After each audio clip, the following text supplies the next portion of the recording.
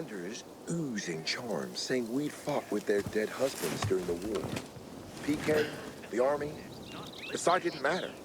For a hot meal, we'd promised to tell them what happened to their husbands. It worked every time. They'd give us food, water, medicine, crystals, anything they had. They wanted closure. We gave it to them. The details changed, but we stuck to the same basic story. It always ended with an epic fight and some heroic act by the husband. In no time, we were richer than kings. At least, we thought we were rich. But then we hit the biggest score of all.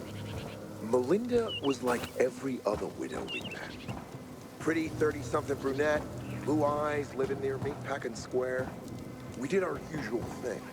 But before we leave, she says, my husband, he was the PK treasurer.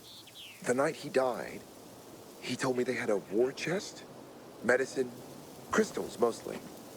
He'd want you to have it. You got no shame. Let him finish. I bet they were skimming for themselves. We give each other the look. It's in Houndfield, she says, but it's not safe during the day. The next night, we take Melinda to our safe house to gear up. She leads us to this dark zone near the chemical zone. It's in the basement, she whispers, shivering with fright.